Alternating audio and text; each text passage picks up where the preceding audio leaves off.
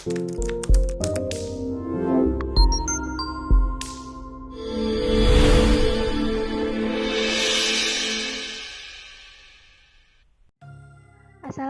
warahmatullahi wabarakatuh.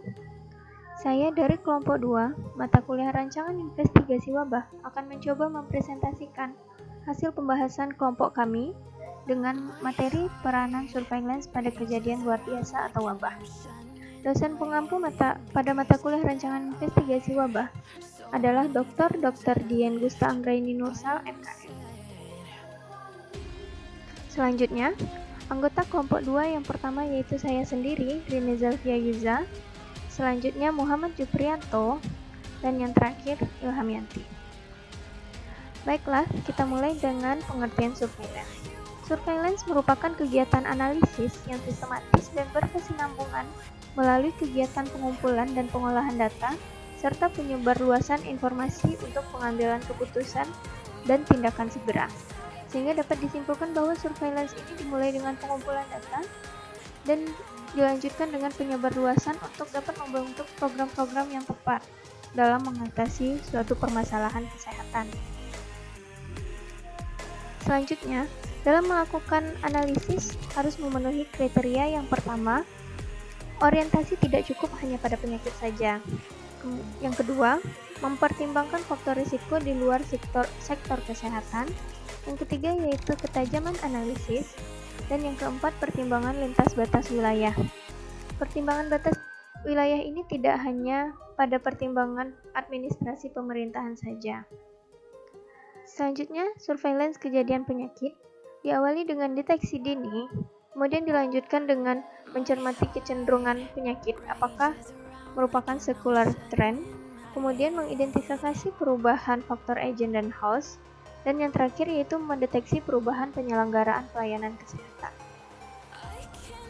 Nah, peran dari surveillance itu sendiri yang pertama yaitu mengendalikan penyakit menular KLB atau wabah. Yang kedua yaitu mempelajari riwayat alamiah penyakit, gambaran klinis, dan epidemiologi sehingga dapat disusun program pencegahan dan penanggulangan yang dapat dilakukan dalam mengatasi permasalahan kesehatan. Dan yang ketiga yaitu mendapatkan data dasar penyakit dan faktor risiko sehingga dapat diteliti kemungkinan pencegahan dan penanggulangannya dan program yang nantinya akan dikembangkan. Selanjutnya, emergensi pada situasi bencana dari sisi surveillance. Yang pertama yaitu dari sisi bencananya. Bencananya antara lain yaitu gempa, tsunami, gunung meletus, banjir, kebakaran, angin ribut, dan kerusuhan massal. Nah, setelah terjadinya bencana ini akan didapatkan yaitu adanya korban langsung, yaitu korban meninggal dan korban luka akibat bencana. Kemudian korban yang tidak langsung yaitu korban yang berada di pengungsian yang akan masuk kepada fase kondisi rentan dan yang dilihat dengan status kesehatannya. Yang kedua, berdasarkan penyakit menular potensial wabah atau KLB yang akan menyebabkan adanya korban langsung yaitu berupa korban yang sakit atau korban yang meninggal dalam waktu singkat. Yang ketiga yaitu pencemaran bahan kimia yang berasal dari udara, air, dan tanah yang dapat menyebabkan adanya korban langsung berupa korban yang sakit atau meninggal dalam jangka waktu panjang. Selanjutnya, kejahatan manusia berupa boraks pada makanan, formalin pada makanan, dan pewarna bahaya yang dapat menyebabkan adanya korban langsung, yaitu korban yang sakit atau meninggal dalam jangka yang panjang. Dalam membangun sistem surveillance situasi bencana, harus memenuhi kriteria. Yang pertama, sistem sangat tergantung dari situasi bencana. Yang kedua, substansi sangat tergantung pada situasi bencana yang terjadi. Dan yang ketiga, proses surveillance berlaku umum, yaitu dimulai dengan pengumpulan, pengolahan, analisis, interpretasi, penyebarluasan informasi untuk respons secara dini. Selanjutnya, prinsip penyelenggaraan surveillance untuk sistem kewaspadaan dini dan penyakit KLB. Yang pertama, adanya kajian epidemiologi atau initial assessment berupa perbaikan kondisi rentan, SKD KLB, Kemudian kesiapsiagaan KLB, di mana SKDK LB ini mendapatkan respon berupa antisipasi atau penanggulangan sehingga suatu permasalahan kesehatan tidak lagi menjadi masalah kesehatan. Kemudian ada tahapan alamiah situasi bencana dan peranan surveillance dalam situasi bencana. Pada situasi normal, dapat dilakukan surveillance rutin untuk SKD. Kemudian pada situasi ancaman kedaruratan, adanya respon cepat dan surveillance intensif. Pada saat kedaruratan itu terjadi, maka dilakukan penyelidikan, penanggulangan, dan surveillance intensif.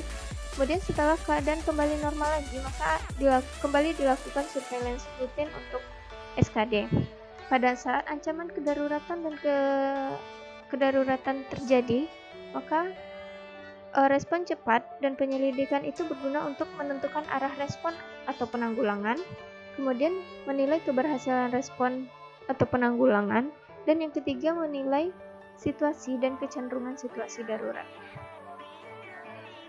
Selanjutnya kegiatan surveillance intensif pada situasi bencana yang dilakukan yang pertama yaitu analisis data pelayanan pengobatan, kemudian analisis data faktor risiko, yang ketiga laporan berkala situasi darurat, yang keempat laporan berkala upaya penanggulangan, yang kelima laporan masyarakat, dan yang keenam adalah hasil wawancara. Setelah didapatkan data berupa berdasarkan laporan tersebut, maka dilakukan kajian terus-menerus sehingga didapatkan informasi terus-menerus pada tim penanggulangan. Selanjutnya yaitu prioritas kajian awal status epidemiologi pengungsi sebagai bahan penetapan sistem surveillance.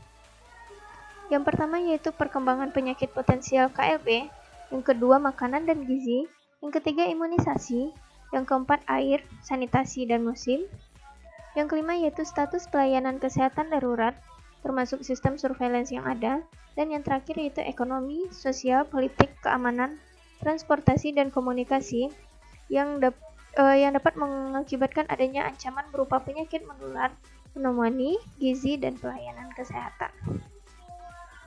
Baiklah, sekian presentasi dari kelompok 2. Semoga dapat bermanfaat, lebih dan kurang mohon dimaafkan. Assalamualaikum warahmatullahi wabarakatuh.